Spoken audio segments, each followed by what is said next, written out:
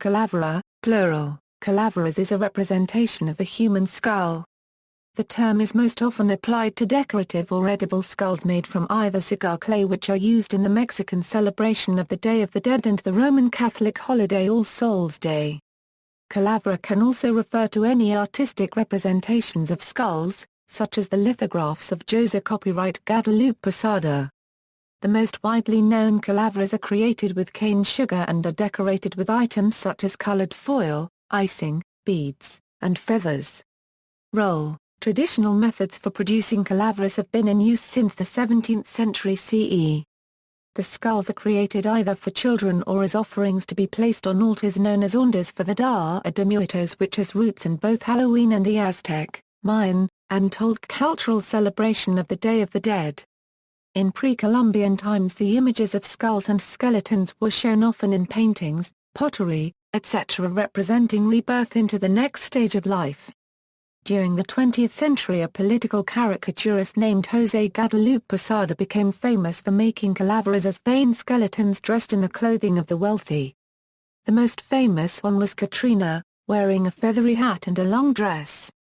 Katrina is considered to be the personification of the Day of the Dead.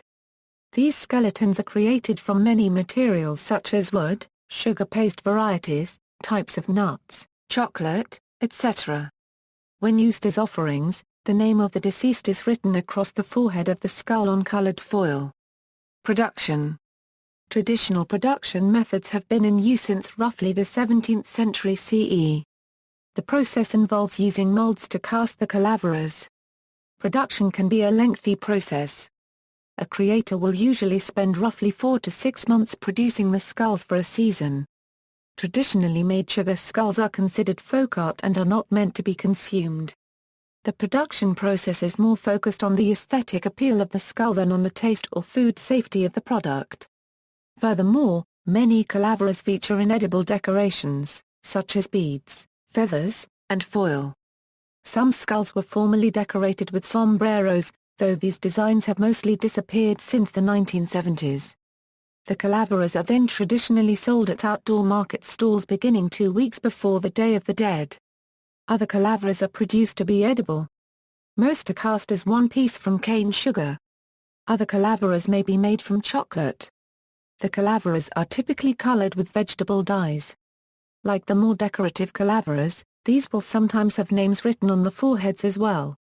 Calaveras may be eaten, or kept for a few days and then thrown away. Clay skulls. Clay toy variations of calaveras also resemble the shape of human skulls. These toys are often painted a metallic silver color, but they may also be found in colors such as white, black, and red. Beaded eyes of many colors may also be added to this toy. Literary calaveras. Poetry written for the Day of the Dead are known as literary calaveras, and are intended to humorously criticize the living while reminding them of their mortality. Literary calaveras appeared during the second half of the 19th century, when drawings critical of important politicians began to be published in the press. Living personalities were depicted as skeletons exhibiting recognizable traits, making them easily identifiable. Additionally, drawings of dead personalities often contain text elements providing details of the deaths of various individuals. See also, Calaca's skeleton. Papal Picado, La Calavera Katrina skeletons, Santamuet, more skeletons. References. External links, Sugar Skull Resource Site.